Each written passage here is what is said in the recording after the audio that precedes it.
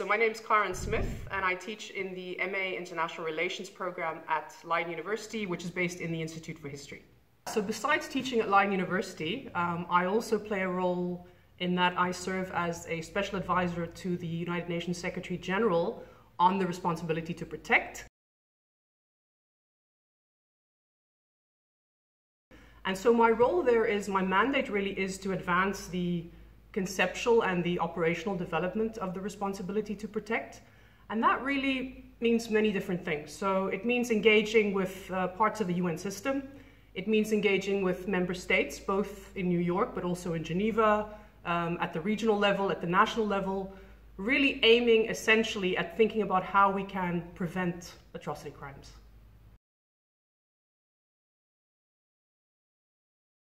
So I think the fact that I'm able to play these two roles and experience these different worlds in essence is quite a privileged position, because I think there's often a lot of misunderstanding and sometimes even mistrust between practitioners and academics.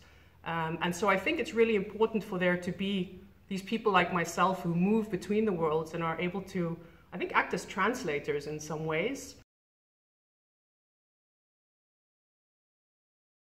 So there's a lot of things happening in the world today, many challenges that we're facing. So I think it's very difficult to pinpoint one particular issue as being, the most important one in IR at the moment. I think a lot of people would probably say climate change.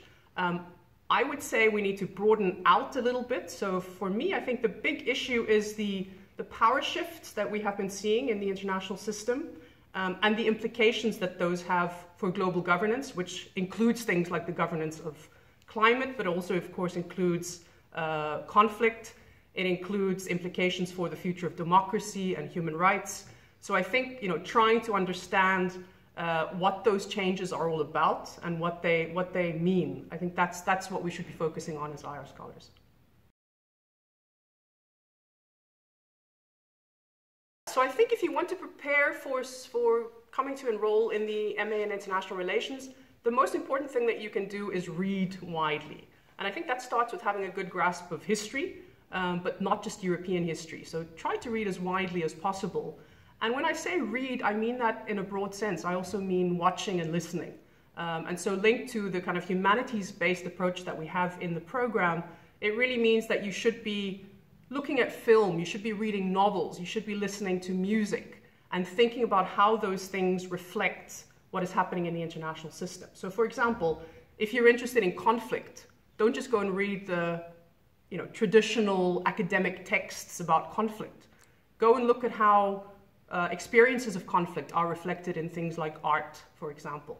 And the other thing I would say is to develop a kind of analytical sensitivity about how international relations relates to everyday life, which includes your own life. So think about the things that you are interested in, that you are passionate about, whether that's sport, whether that's music, and think about how those things relate to international relations.